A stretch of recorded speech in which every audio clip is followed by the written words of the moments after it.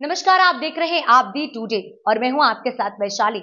आइए रुक करते हैं आज की खास खबर पर। विश्व पर भारत की शक्ति और सामर्थ्य का प्रभाव दिखने लगा है। राज्यपाल बुंदेलखंड विश्वविद्यालय का 29वां दीक्षांत समारोह आयोजित, पर्यावरण एवं सामाजिक सरोकारों पर रहा केंद्रित। बुंदेलखंड विश्वविद्यालय का 29वां दीक्षांत समारोह माननीय कुलाधिपति एवं राज्यपाल उत्तर प्रदेश की अध्यक्षता में गांधी सभागार में आयोजित किया गया। कार्यक्रम का प्रारंभ जीवन और पर्यावरण के 5 तत्वों आकाश, वायु, जल, पृथ्वी और अग्नि पर काव्य पाठ से हुआ। अतिथियों का स्वागत कुलपति प्रोफेसर मुकेश पांडे, एकल पुष्प एवं चंदन, रुद्राक्ष, समी एवं नीम के पौधे देकर किया गया।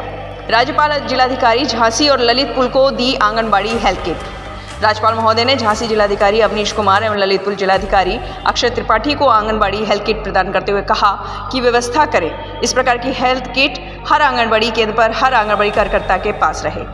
कुलाधिपति द्वारा पत्रिकाओं का विमोचन, पुस्तकों एवं आंगनबाड़ी किट के साथ उन्नत भारत के बच्चों को प्रमाण पत्र का वितरण किया गया। जल सहेलियों, ड्रोन पायलट, ग्रामीण महिलाओं और अन्य महिलाओं द्वारा किए जा रहे कार्यों की प्रशंसा की। राज्यपाल महोदय ने कहा कि 21वीं सदी भारत के साथ ही महिलाओं की भी सदी है। उन्होंने कहा कि बुंदेलखंड की जल सहेलियों अपने द्वारा किए गए जल संरक्षण के कार्यों के लिए आज मिसाल बनी हैं। ऐसे ही ग्रामीण महिलाओं के समूह द्वारा तालाब खोदने का कार्य, लोगों को शराब छुड़वाने एवं गाँव में चल रहे जुओं को बंद कर बच्चों को स्कूल भेजने महिलाएं एकजुट होकर कार्य कर रही हैं। डिफेंस कॉरिडोर से जुड़े कार्यों के साथ ही छात्रों को शोध एवं नवाचार से जोड़े। राज्यपाल महोदय ने छात्रों को संबोधित करते हुए कहा कि विश्वविद्यालय में अर्जित ज्ञान विकास में योगदान दें, सदैव सीखने की प्रवृत्ति को बनाए रखें। उन्होंने कहा कि प्रधानमंत्री की अभिप्रेरणा से केंद्र सरकार द्वारा डिफेंस कॉरिडोर का झांसी, ललितपुर, लखनऊ, चित्रकूट एवं कानपुर में प्रगति पर है। क्षेत्र के विश्वविद्यालयों की जिम्मेदारी है कि वह छात्रों को इससे जोड़े। उन्होंने कहा कि विभिन्न विश्वविद्यालय की पुस्तकालयों में पांडुलिपियां जर्जर हो रही हैं। उनके डिजिटलाइजेशन के साथ ही छात्रों को उन पर शोध कर भारत के पुरातन ज्ञान को सबके सामने प्रस्तुत करना चाहिए। ऐसी प्राचीन धरोहरों की गर्व आती हुई, जब हम अपनी धरोहरों पर, अपनी विरासत पर गर्व करते हैं तो दुनिया भी उसका सम्मान करती है। अभी कुछ सप्ताह पहले पूरे देश में जबरदस्त बारिश हुई और समग्र विश्व में बारिश हुई है। भारत में हुई ऐसा नहीं, समग्र विश्व में बारिश हुई, अभी भी हो रही है। मकान ध्वस्त हो रहे हैं। पहले हमारे यहाँ था तो हमें लोगों को वहाँ से दूर ले जाना पड़ता था। अभी विदेशों में, अमेरिका हो, जर्मनी हो, ऑस्ट्रेलिया हो, सबको ये परिस्थिति पैदा हुई है। सब तरफ पानी देखने को मिल रहा है और गर्मी का मौसम आते आते कई जगह पानी की कमी महसूस होती है। एक बार इतनी बारिश हो रही है और दूसरी और 2 महीने के बाद देख लेना, मार्च अप्रैल महीना आएगा तो सब कहेंगे पानी नहीं है, पानी नहीं है, पानी नहीं है। सूखा जैसी स्थितियां शुरू हो जाती हैं। बारिश का यह मौसम हमें याद दिलाता है कि जल संरक्षण कितना जरूरी है, पानी बचाना कितना जरूरी है। इसे झांसी के लोग और भी ज्यादा समझ सकते हैं क्योंकि यह पानी की समस्या से जुड़ा क्षेत्र है। लेकिन इस क्षेत्र की हमारी महिला शक्ति ने जल संरक्षण का ऐसा उदाहरण प्रस्तुत किया है कि मुझे आपके सामने रखना है। एक अभियान चलाया मेक इन इंडिया। देश के छोटे बड़े व्यापारियों ने सबने इसमें योगदान दिया। आपको यह जानकर प्रसन्नता होगी कि हम सबके वोकल फॉर लोकल एफर्ट से इस अभियान को बड़ी सफलता मिली है। हमारे देश के गरीब और मध्यम वर्ग और लघु एवं मध्यम उद्योगों MSME को इस अभियान का फायदा मिला। आज भारत मैन्युफैक्चरिंग का पावर हाउस बना है और देश की युवा शक्ति के कारण पूरी दुनिया हमें आशा भरी नजरों से देख रही है। आप सब ऐसे ही समय में स्नातक हो रहे हैं जब देश भर में अनगिनत संभावनाओं का विस्तार हो रहा है। Automobile, textile, aviation, electronics, defence, हर सेक्टर में देश का एक्सपोर्ट बढ़ रहा है। इस समय हमारे देश की FDI भी बढ़ रही है। यह ऐसा हुआ कि प्रधानमंत्री जी ने प्रवचन किया, विदेश मंत्री ने प्रवचन किया, तो जो विषय पर प्रवचन करना था इसके बदले में दूसरा प्रवचन कर दिया, दूसरा विषय पर प्रवचन कर दिया। ऐसे हमारे नेतृत्व था। आज का नेतृत्व देखो, जो G20 को कहते हैं कि भारत ने करना है, भारत में आना है और देश का काम करना है। अभी पीक सम्मेलन हो रहा है रशिया में और रशिया के प्रधानमंत्री पुतिन ने नरेंद्र मोदी को आमंत्रित किया कि आप आइए और हम लोगों को मार्गदर्शन दीजिए। ये है भारत, ये है हमारा भारत।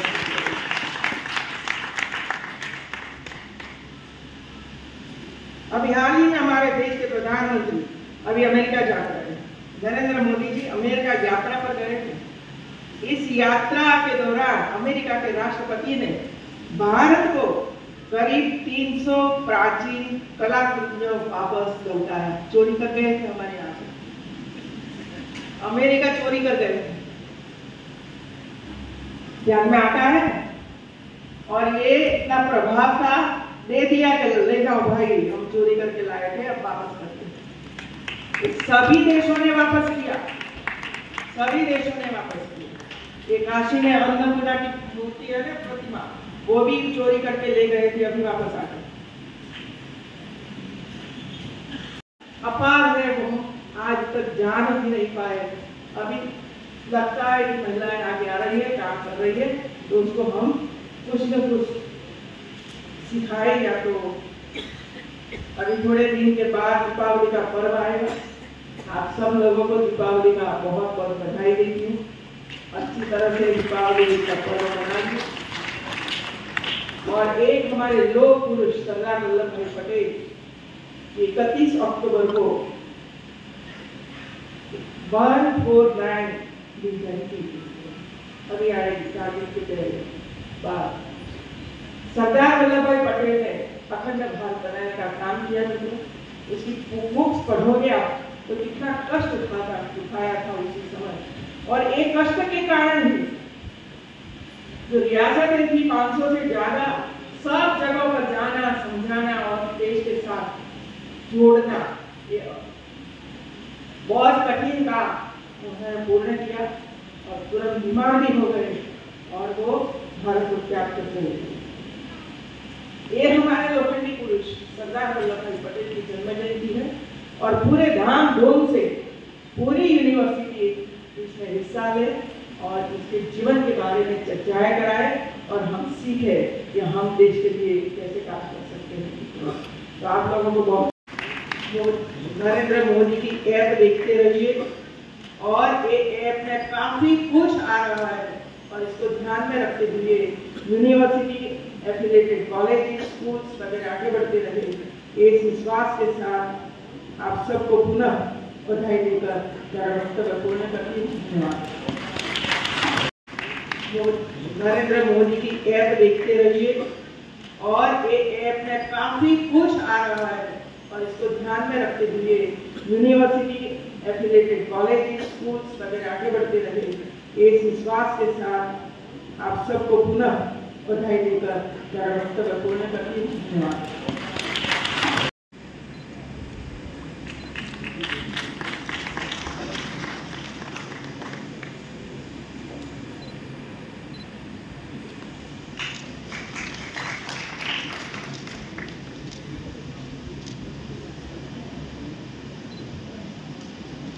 गजेंद्र सिंह द्वारा बनाया गया महोदय का आचार्य चित्र।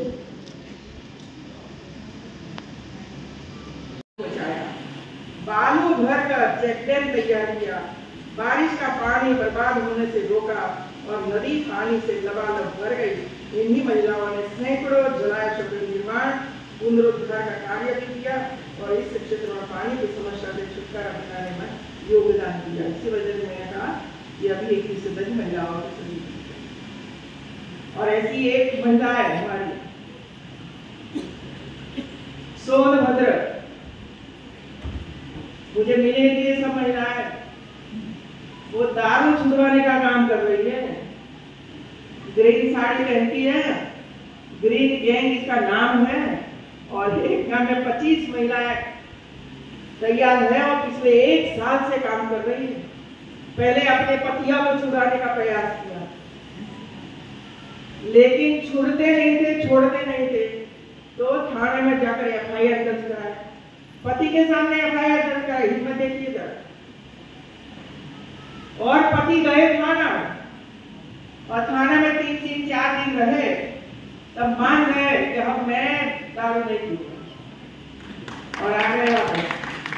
और वही पत्नी जाकर लेकर आई कि चलो घर, अब दारू नहीं पीना। और ऐसे हजारों लोगों को दारू में से मुक्ति दिलवाई है। दूसरा काम कर रहे हैं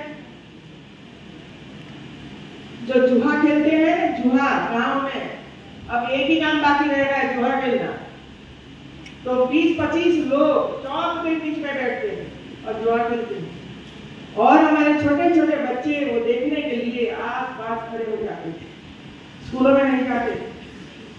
वो भी महिलाओं ने तय किया कि बच्चों को तो पहले स्कूल में भेजना है, लेकिन जब तक ये जुआ खेलना बंद नहीं होगा तब तक बच्चे वहां नहीं जाएंगे। तो महिलाएं 25 एक साथ जहाँ काम करते थे वहां पहुंची, उसके पत्ते ले लिए, पैसे भी ले लिए और भगा दिए वहां से, और बंद करवा दिया कि जुआ नहीं खेलना। और बच्चों को स्कूलों में ले गई और स्कूलों में भी लोगों का एडमिशन करवाया, और आज भी देख रही है कि हमारे बच्चे पढ़ते। ये है हमारी अनपढ़ महिलाओं का काम, ये अनपढ़ महिलाओं का। और तीसरा काम कर रही है तालाब खोदने। तब मुझे बताया कि आप साइंस एंड टेक्नोलॉजी में एक प्रोजेक्ट के लिए भेजिए, और हम लोगों ने वहां भेजा, पैसा मिला, और अब उसका डिजिटलाइज हो रहा है। तो ये हमारा काम है। एक अध्यापक के रूप में हमारी यूनिवर्सिटी में क्या ज्ञान का भंडार है वो देखना चाहिए। समय नहीं है तो रात का 10 बजे जाओ और देखो, वहां जाकर पढ़ो, वहां जाकर, और सोचो कि ये ज्ञान को हम किस तरह दुनिया के सामने में ला जा सकते हैं। मैंने कहा पीएचडी करवाइए विद्यार्थियों पर, और पीएचडी करेंगे तो सीखेंगे इसमें क्या क्या लिखा हुआ है, भारत कैसा था।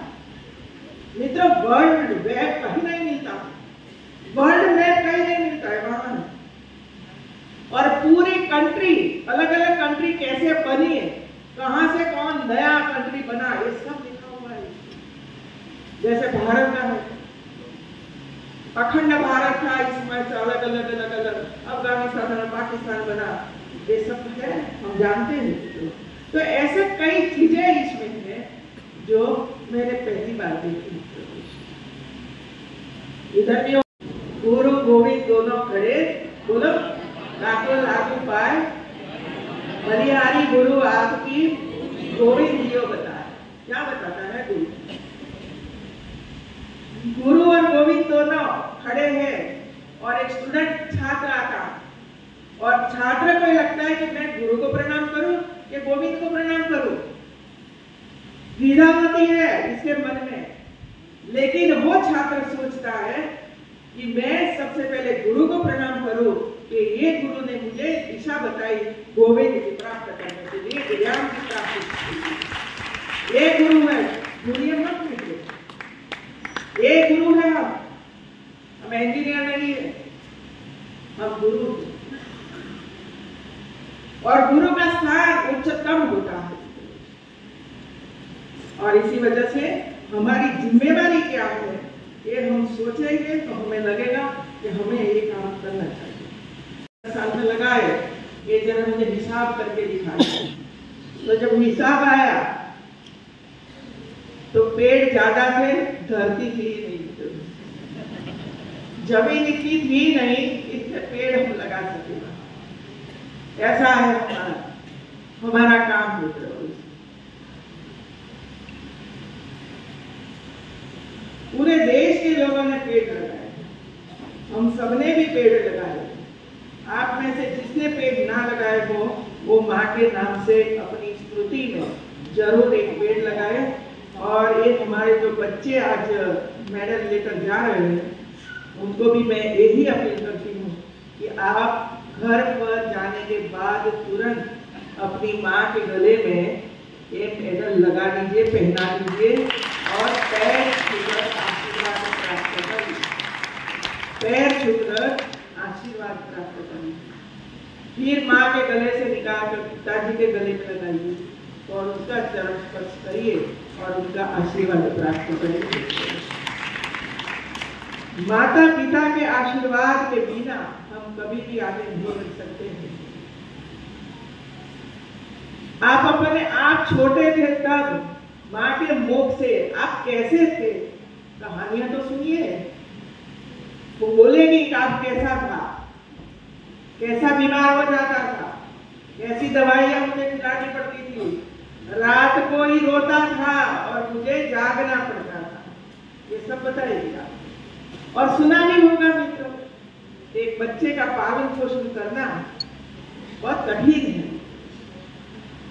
और इसी वजह से आज ये आंगनवाड़ी के हमारे कार्यकर्तियों को ये छोटे छोटे बच्चे और लिए चीजें दी, क्योंकि उसका जो डेवलपमेंट है वो डेवलपमेंट का समय ही ये उम्र है, गर्भावस्था और इसके बाद जन्म के बाद 3 साल घर में रहना और इसके बाद आंगनवाड़ी में आना 3 साल और इसके बाद कक्षा 1 और 2, ये पूरा समय इसके जीवन के परिवर्तन के लिए, इसका फाउंडेशन के लिए, इसका सर्वांगीण विकास के लिए बहुत इंपॉर्टेंट है।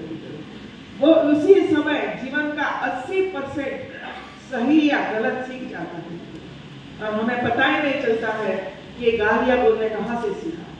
लेकिन हमें सोचना पड़ेगा कि हम गाली बोलते हैं घर में, वो सीखेगा, पड़ोस वाले बोलते हैं वो सीखेगा, फ्रेंड सर्कल में बोलते हैं वो सीखेगा। और फिर एक बार गलती कर देता है फिर उसको सुधारना। गलती तो 1 महीने में हो जाती है, 1 सेकंड में हो जाती है और इसके बाद उसको भूलाना और फिर नया सिखाना बहुत कठिन हो जाता है। और इसी वजह से मेरी दृष्टि से यूनिवर्सिटी के बजाय सबसे हमारा ध्यान आंगनवाड़ी में होना चाहिए। आंगनवाड़ी में ये हमारी आर्थिकाल है, जो हमारे प्रधानमंत्री जी बोलते हैं ना कि 100 साल आजादी का जब होगा और ये अभी 25 साल बाकी है, तो ये 25 साल में भारत को कहां ले जाना है, इसकी जिम्मेवारी आप सब पर आने वाली है, आपके कंधों पर ये जिम्मेवारी। और इसी वजह से हमें सिंसियर भी बनना पड़ेगा, देश सेवा के लिए आगे भी आना पड़ेगा, गरीब की उंगली भी पकड़नी पड़ेगी, उसको भी आगे बढ़ाना पड़ेगा, सबको शिक्षा देनी ही पड़ेगी, हेल्थ सेंटर बनाना ही पड़ेगा, क्योंकि ऐसा समाज है, ऐसे लोग हैं जिसको पता ही नहीं है कि मुझे कौन सी बीमारी है और बीमारी बढ़ जाती है, तब पता चलता है कि हॉस्पिटल में ले जाओ और इसके बाद हम उसको बचा नहीं सकते हैं। आप सब 21वीं सदी के भारत में स्थान की उपाधि प्राप्त कर रहे हैं। आज का भारत एजुकेशन, स्किल, रिसर्च और इनोवेशन के दम पर आगे बढ़ रहा है। आज हमारे विश्वविद्यालय वैश्विक रैंकिंग में आगे बढ़ रहा है। हमारे प्राचीन विश्वविद्यालय को, जिनका नाम पूरी दुनिया में था, उन्हें भी रिवाइव किया गया है। आप लोगों ने पता है ना, नालंदा विश्वविद्यालय, तक्षशिला विश्वविद्यालय तोड़ दिया। विश्व भर से 10,000 से भी ज्यादा स्टूडेंट्स नालंदा में तक्षशिला में पढ़ने के लिए आते थे, लेकिन बाहर से आए वाली दुनिया इसे तोड़ दिया। आजादी का 75 ईयर्स हुआ, 65 ईयर्स तक कुछ नहीं किया, किसी ने भी नहीं किया, लेकिन मोदी जी ने नालंदा विश्वविद्यालय फिर से बनाया, रिवाइव किया और आज नालंदा विश्वविद्यालय पुराने समय से जो नहीं था वो आज सज रहा है। और शायद 3 महीने पहले और एक दूसरा नालंदा का दूसरा भाग का उद्घाटन किया और भविष्य में एक बड़ा प्लान है, जो विश्वविद्यालय था नालंदा पहले, इसी से भी ज्यादा अच्छा विश्वविद्यालय नालंदा विश्वविद्यालय बनाना, ये उसका संकल्प है। ये तो ज्ञान है, ये ज्ञान है। अभी योगेंद्र जी कहते थे इतिहास, परंपरा, वीरता का वाहक है। यहाँ की शिल्प कलाएं अद्भुत है। यहाँ टेराकोटा, मिट्टी के शिल्प और बर्तन, उन्हें वस्त्र, यहाँ का हस्तशिल्प यहाँ की अपनी संस्कृति सब विरासत है और आप सब इस विरासत के बाहर हैं। अभी कुछ दिन बाद दीपावली का त्योहार आने वाला है। आप सब अपने यहाँ के कुम्हारों द्वारा बनाए गए दिए ही खरीदिए। लोकल फॉर लोकल, ऐसा हर उत्पाद जिसे बनाने में हमारे कारीगर का पसीना लगता है, स्थानीय कारीगर ने बनाया है, जो हमारी मिट्टी में बना है, हमें उस पर गर्व होना चाहिए। आज से लगभग 10 साल पहले आज के युवा नेक के बदले नरक देख रहे हैं, क्योंकि नेक हर 5 साल में एक बार होता है। नेक 5 साल में एक बार, एनआरआई हर साल, एनआरआई हर साल होता है। और इसी वजह से हर साल जब स्टूडेंट अपना एडमिशन लेने के लिए जाते हैं तब एनआरआई में ये यूनिवर्सिटी का स्थान 100 से अंदर है। और एक गीत में कई काफी चीजें हैं। एक पहले तो एक छोटा सा टॉवेल है, बच्चे अपने हाथ, अपना फेस, अपना मुंह, ये सब अपने शर्ट से पहुंचते, बराबर है। और हमारी महिलाएं साड़ी के पल्लू से पहुंचती, साड़ी का पल्लू का उपयोग करती है। और रात को 8 बजे जब वो देखती हैं तो साड़ी का पल्लू का कलर सुबह में कैसा था वो रात को बदल जाता है। सब काम इसी से हम करते हैं, हमें आदत ही नहीं है कि ऐसी किसी चीजें रखनी चाहिए। तो ये आंगनवाड़ी की किट में रखा हूँ। दूसरा है कोम, कंघी करने के लिए। सुनो आप लोग, बच्चे वैसे ही आते रहते हैं, कंघी होती ही नहीं है। और इसी वजह से इसमें कंघी रखी है, तो जो बच्चे ऐसे आते हैं ना उसकी कंघी की जाए और इसके बाद उसको जरा फेस दिखाया जाएगा और कैसे लगते हैं, तो ऐसा इसमें छोटा सा नेल कटर है। आज दुनिया लाल, पीला, गुलाबी ऐसे कैसे कलर करती है, नाखून ही पता नहीं लगता। लेकिन बच्चों को मत करवा दीजिए। छोटे बच्चे आंगनवाड़ी में हर सप्ताह में एक दिन ऐसा रखना चाहिए जहां बच्चों का नख, पैर का और हाथ का काट देना चाहिए, क्योंकि जर्म्स, वायरस इसके मुख में रहते हैं और वो जब खाता है तब एक पेट में जाता है। इसी तरह बच्चों के जो कपड़े हैं वो कपड़े पर बटन ही नहीं होते, क्योंकि माँ का टाइम नहीं है। ढूंढती है तो धागा नहीं मिलता है, ढूंढती है तो सुई नहीं मिलती है, या तो बटन नहीं मिलता है और वो भाग जाता है बेचारा। मैं क्या करूं, चट्टी का भी बटन नहीं होता। तो हम लोगों ने इसमें अलग अलग कलर के बटन रखे हैं, अलग अलग तरह के धागा रखा है और इसमें सुई रखी है। आप लोग ऐसे तो जो बच्चों का बटन नहीं है वो बच्चों के बटन लगवा देना चाहिए। फिर है डेटोल, जो बच्चा गिर जाता है, लहू निकलता है तो तुरंत लहू को बंद कर देना चाहिए, आटापिंडी करके, क्योंकि जैसा लहू बाहर निकलता है तो जर्म्स, वायरस लहू के माध्यम से शरीर के अंदर जाता है और लहू के अंदर चला जाता है और इसमें से उसकी बीमारी की शुरुआत होती है। ये हमें पता नहीं होता है और इसी वजह से हम इस पर जरा ही ध्यान नहीं देते और बच्चे बीमार हो जाते हैं। ये इसमें डेटोल है, ये डेटोल का उपयोग इसी समय कर देना चाहिए जिसकी वजह से जर्म्स का नाश हो जाए। ये सोफ्रामाइसिन है, वो भी लगा सकते हैं और बच्चों को बचा सकते हैं। ऐसी कई चीजें इसमें रखी गई है, पाटामिली वगैरह वगैरह सब कुछ है। एक चीज ये हेल्थ किट, मैं जब गुजरात में थी तब हम हर साल हर आंगनवाड़ी में भेज देते हैं। एक टॉवेल है, इसके पीछे खर्च करने की जरूरत नहीं है। मैं महिलाओं को निवेदन करती हूँ कि जो महिलाएं, अभी दीपावली आई, करवा चौथ आई, तो आपने नई नई साड़ियाँ तो ली होगी ना आपकी पत्नियों को, कि नहीं ली? तो एक साड़ी निकाल दो और एक साड़ी जो नहीं पहनती है वही साड़ी आंगनबाड़ी में भिजवा दो। आंगनबाड़ी की महिलाएं बैठकर साड़ी में से छोटे छोटे ऑर्डर बनाती हैं और बच्चों के शर्ट पर टीका करती।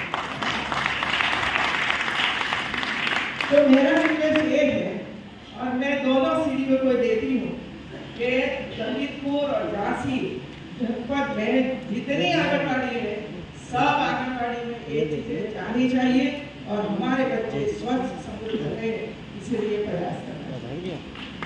दूसरा